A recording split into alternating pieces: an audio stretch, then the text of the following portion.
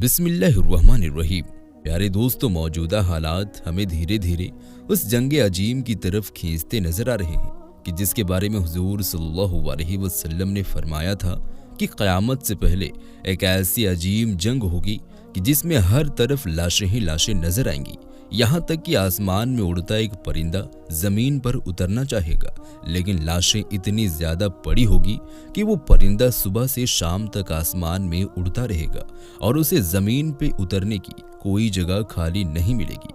आखिर वो थक हार कर जब गिरेगा तो वो लाशों पर ही गिरेगा। इसी तरह हदीस में मिलता है दोस्तों कि उस बड़ी जंग में इतने ज्यादा लोग कत्ल कर दिए जाएंगे कि अगर एक बाप के 1000 लड़के भी होंगे तो उसमें से 999 कत्ल कर दिया जाएगा, सिर्फ एक ही बचेगा।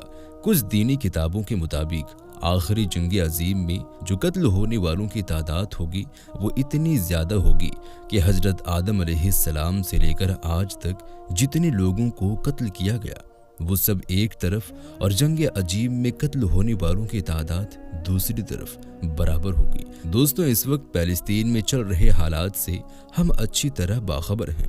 छोटे छोटे बच्चों ने अपने माँ बाप को खो दिया। वो मासूम हाथों से अपने माँ बाप भाई बहनों को कब्रों में उतार रहे। पूरे घर वाले इजरायली हमलों की वजह से मलबों में दब गए और वहीं उसकी कब्र बन गई। अस्पतालों में जो जख्मी अपना इलाज करा रहे थे तो इजराइल ने उनको टारगेट करके अस्पतालों को तबाह कर दिया। अस्पतालों पर मिसाइलों से ऐसे हमले हो रहे हैं कि छोटे छोटे बच्चों के जिस्म जलकर हवाओं में उड़ते नजर आ रहे हैं। फिलिस्तीन में खून की होली खेली जा रही है, लेकिन अफसोस की 57 से ज्यादा मुस्लिम देश मौजूद हैं और उसमें से किसी में भी हिम्मत नहीं कि वो एक बार बेबस फिलिस्तीनियों के लिए आवाज उठाकर कह दे कि बस अब बहुत जुल्म हो चुका। हम मुसलमान भाइयों को इस तरह कटता मारता नहीं देख सकते, लेकिन अफसोस कि इतना बोलने की भी किसी इस्लामिक मुल्क में हिम्मत नहीं। दोस्तों, ऐसा बिल्कुल भी नहीं कि इस्लामिक मुल्क इजराइल और अमेरिका का मुकाबला नहीं कर सकते, बल्कि अगर ये सब एक हो जाए तो आज ही मासूम फिलिस्तीनियों पर जुल्म और सितम के पहाड़ टूटना बंद हो जाएंगे।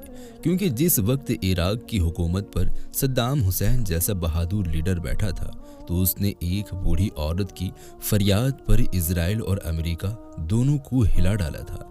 एक बार सद्दाम हुसैन अपनी कॉन्फ्रेंस में बैठे लोगों को कुछ समझा रहे थे कि तभी एक बूढ़ी औरत रोती हुई अंदर आई और सद्दाम हुसैन का पैर पकड़कर खींचने लगी कि ऐ सद्दाम हुसैन, तुम तो यहाँ सुकून से बैठे हो और वहाँ इजरायली फौजी हमारे घरों में घुसकर हमारी बेटियों को उठा ले जाते हैं और कुछ दिनों के बाद हमें अपनी बेटियों की लाशें ही मिलती हैं।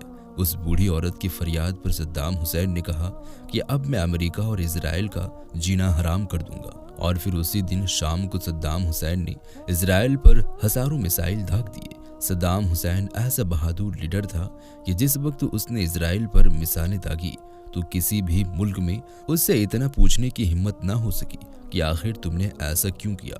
इसलिए अमेरिका और इजराइल ने अपने सभी कामों को रोककर सबसे फैसला ये किया कि हम सद्दाम हुसैन को अपने रास्ते से हटाएंगे, क्योंकि इसके रहते हम अपने मकसद में कभी कामयाब नहीं हो सकते। और आखिर उन्होंने साजिशें करके सद्दाम हुसैन पर झूठे इल्जाम लगाए और 30 दिसंबर 2006 को उन्हें फांसी के फंदे पर चढ़ा दिया। लेकिन आज 57 से ज्यादा मुस्लिम देशों में भी कोई भी मुस्लिम लीडर सद्दाम हुसैन जैसा ईमानी जज्बा रखने वाला नजर नहीं आता।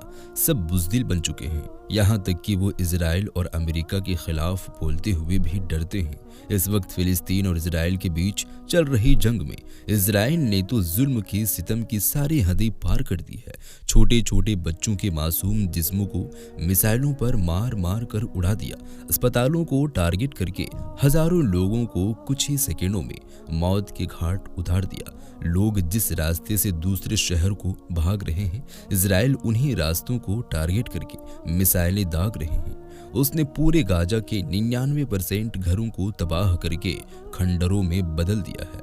लेकिन सभी मुस्लिम देश खामोश है, क्योंकि उनके पास तो अपनी अय्याशियों के लिए अड्डे खुले हैं। मुसलमान मर रहे हैं तो मरने दो, उन्हें क्या फर्क पड़ता।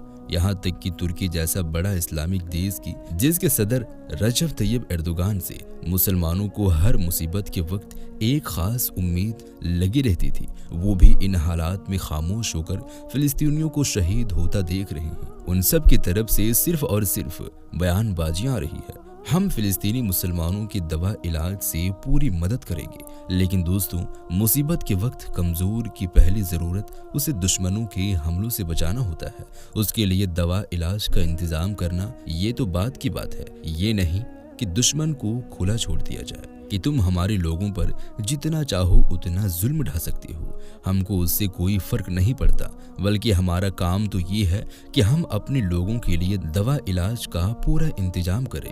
दोस्तों इस वक्त बेचारे बेबस फिलिस्तीनी मुसलमानों की जो दिलों को चीर देने वाली वीडियो हमारे सामने आ रही है, उन्हें देख कर तो दिल फटा रह जाता है, आंखों में आंसू भर आते हैं कि किस तरह छोटे छोटे बच्चे जिंदगी की भीख मांग रहे हैं, एक एक बूंद पानी को तरस रहे हैं। हर तरफ लाशें ही लाशें पड़ी है, लेकिन जालिम इजराइल को एक बार भी इन मासूमों पर तरस नहीं आ रहा। वो लोग तो ऐसी वीडियो देखकर खुशी से अपने घरों में पार्टियां मना रहे हैं और इसी को वो अपनी जिंदगी की असल कामयाबी समझ रहे हैं। लेकिन दोस्तों हम सब मुसलमान हैं, हमारे फिलिस्तीनी मुसलमान भाई तो ऐसे हैं कि जिसकी तरफ अल्लाह के रसूल सल्लल्लाहु अलैहि वसल्लम ने इरशाद करके फरमाया था कि क़यामत तक फिलिस्तीन जगह पर एक ऐसी मुस्लिम कौम आबाद होगी कि जो हक के वास्ते लड़ेगी, उनकी मुखालिफत करने वाला उन्हें कोई नुकसान नहीं पहुंचा सकता। दोस्तों ये फिलिस्तीनी बहादुर मुसलमान तो ऐसे हैं कि यहाँ का बच्चा बच्चा शहादत को तलब करता है, उन्हें घर में आने वाली सदाए मौत बिल्कुल पसंद नहीं। वो तो मैदान के असली बहादुर हैं कि जो शहादत को ही अपनी जिंदगी का मकसद समझते हैं। मौजूदा दिनों में फिलिस्तीन की तरफ से हजारों वीडियो मैंने खुद देखी है, लेकिन उसमें एक बात बड़ी ही कॉमन थी कि इतनी तकलीफों के बाद भी मैंने किसी भी बच्चे या बड़े को ये कहते नहीं सुना कि मैं अल्लाह से इन हालात में नाराज हूँ, बल्कि जितनी भी वीडियो देखी तो उनमें से किसी के सारे घर वालों को मार दिया गया। कोई अपने बच्चों की लाशें अपनी गोद में लिए रो रहा है, लेकिन जब उनसे पूछा जाता है कि आखिर तुम इन हालात में कैसे महसूस कर रहे हो, तो उनकी मुबारक जुबान पर सिर्फ एक ही लफ्ज होती है, अल्हम्दुलिल्लाह, हम इन हालात में भी अपने रब से राजी हैं। दोस्तों ऐसा ईमानी जज्बा आसपास की तारीख में तो कहीं नहीं मिलता, बल्कि ऐसी बातें तो सहाबाए कराम किया करते थे। दोस्तों ऐसा ईमान रखने वाले बच्चे तारीख में सिर्फ सहाबाए कराम के हुआ करते थे कि जहां हुजूर सल्लल्लाहु अलैहि वसल्लम के साथ जंग में जाते हुए सहाबाए कराम के बच्चे छुप छुपा कर मुसलमानों के लश्कर में शरीक हो जाते, और जब अल्लाह के रसूल सल्लल्लाहु अलैहि वसल्लम की उन पर नजर पड़ती और पूछते कि आखिर तुम्हारा क्या मकसद था, तुम तो अभी बच्चे हो, तुम्हें जंग में नहीं जाना चाहिए था, तो वो हुजूर सल्लल्लाहु अलैहि वसल्लम को जवाब देते हुए कि ऐ अल्लाह के रसूल, मैं भी अल्लाह का महबूब बनना चाहता हूँ, मैं भी अपने अल्लाह की राह में शहीद होना चाहता हूँ। मैं अगर घर में बच्चों के साथ खेलता रहता तो मुझे एक पल भी सुकून ना मिलता, बल्कि मुझे आपके साथ जंग में आकर अल्लाह के लिए शहीद होने में सुकून मिलेगा। दोस्तों सहाबाए किराम के बच्चों में जो ईमानी जज्बा था, आज वही जज्बा फिलिस्तीन मासूम बच्चों में नजर आता है। 2 दिन पहले मैंने एक और फिलिस्तीनी बच्चों की वीडियो देखी कि जिसके घर को इजराइल की एक मिसाइल ने आकर पूरी तरह से तबाह कर दिया। उसके माँ बाप भी उसी घर में दबकर शहीद हो गए। वो बच्चे रो रहा था क्योंकि उसका अब दुनिया में कोई भी नहीं था। लेकिन जिस वक्त एक रिपोर्टर ने आकर उस बच्चे से पूछा कि आखिर तुम्हें इस वक्त इजराइल से डर लग रहा या नहीं, तो उस बहादुर बच्चे ने जवाब दिया कि नहीं, अभी नहीं, मुझे सिर्फ अपने माँ बाप की शहादत का गम है, इसीलिए मैं रो रहा हूँ, वरना मैं अपने अल्लाह के अलावा किसी से भी नहीं डरता।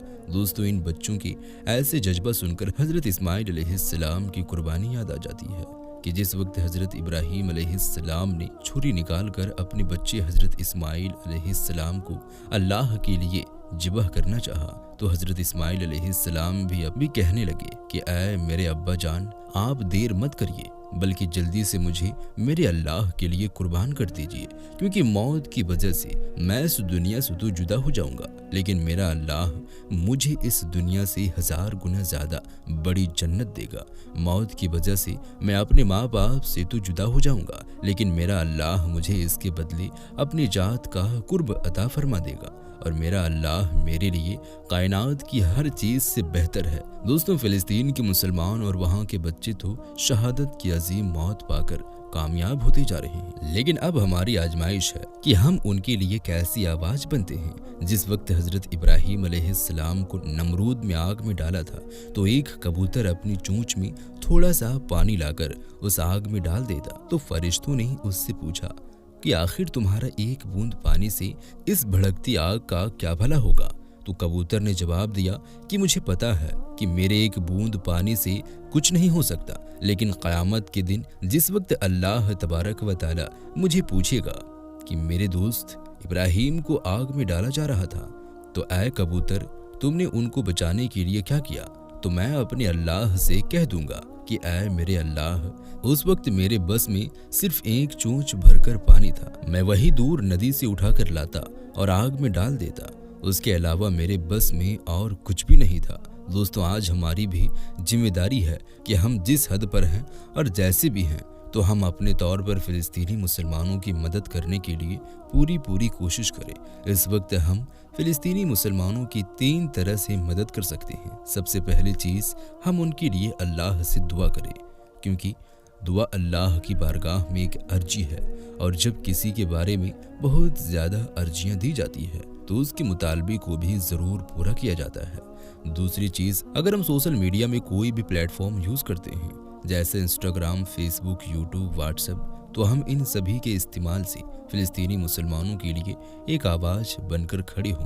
क्योंकि दोस्तों, मैं एक यूट्यूबर हूँ और मुझे अच्छी तरह पता है कि सोशल मीडिया की ताकत क्या होती है। शायद आपको इस चीज़ का अंदाज़ा भी ना हो कि अगर सभी मुसलमान एक आवाज़ होकर सोशल मीडिया पर इजराइल के खिलाफ मुहिम चला दे तो सारे इस्लामिक देश मजबूर होकर फिलिस्तीन की मदद को खड़े हो जाएंगे। इसी सोशल मीडिया की ताकत को ही 2 दिन पहले अमेरिका के पुराने राष्ट्रपति ओबामा ने मौजूदा राष्ट्रपति जो बाइडेन को एक बड़ा तफसीली खत लिखा और उसमें एक बात लिखी कि आप इस वक्त लोगों के ओपिनियन को इग्नोर मत करना। मतलब ओबामा राष्ट्रपति जो बाइडेन से ये कह रहे हैं कि आप इस वक्त हर एक चीज देख रहे हैं कि लोगों की हमदर्दी धीरे धीरे फिलिस्तीनी मुसलमानों के साथ बढ़ती जा रही है, और अगर ऐसा हुआ दुनिया के सभी मुस्लिम और बगैर मुस्लिम फिलिस्तीनियों के हमदर्द बन गए तो फिर ग्रेटर इजराइल के जो सपने हम पिछले 100 साल से देखते चले आ रहे हैं वो कभी कामयाब नहीं हो सकते।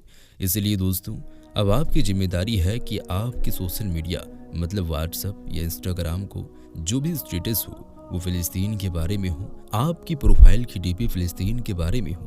क्योंकि आपकी मालूमात के लिए बता दें कि दुनिया में व्हाट्सएप ही एक ऐसी चीज़ है जिसे हर पढ़ा लिखा और जाहिल सभी यूज़ करते हैं, और जब भी किसी बड़े मामले में लोगों का ओपिनियन जानने की कोशिश की जाती है तो एक रिपोर्ट के मुताबिक व्हाट्सएप के ही डेटा को कलेक्ट किया जाता है कि आखिर दुनिया में चल रहे इस मसले पर लोगों ने अपने स्टेटस के एतबार से कितना ध्यान दिया है। लेकिन अफसोस के साथ कहना पड़ रहा है कि हमारे मुसलमान नौजवान इस वक्त हिंदुस्तान में चल रहे मैच और गानों में अपना वक्त बर्बाद कर रहे हैं। उन्हें खबर ही नहीं कि फिलिस्तीनी मुसलमानों पर कैसे कैसे जुल्म और सितम के पहाड़ तोड़े जा रहे हैं। और दोस्तों, तीसरी सबसे जिम्मेदारी हम पर ये आती है कि हम इजराइल की तरफ से आने वाले सभी प्रोडक्ट का पूरी तरीके से बायकॉट करें। दोस्तों, मुझे तो ये नहीं लगता है कि अगर हम कोका कोला या मैकडॉनल्ड्स की कोई भी चीज खाते हैं तो हमारे दिए हुए उस रुपये से इजराइल अपनी बंदूकों के लिए 2 गोलियां खरीदता होगा और फिर उन्हें हमारे मासूम फिलिस्तीनी बच्चों के सीनों पर दाग कर उन्हें शहीद कर देता होगा। इसलिए मैं आपसे पूछता हूँ कि क्या आप इजराइल को उन 2 गोलियों के खरीदने में मदद करते हैं या नहीं? अगर नहीं तो आज से ही इजराइल के सभी प्रोडक्ट पूरी तरीके से बायकॉट करें। अल्लाह ताला हम सभी मुसलमानों को सही समझ अता फरमाए। इस वीडियो को शेयर करें। मिलते हैं एक और नई वीडियो के साथ, तब तक के लिए खुदा हाफिज।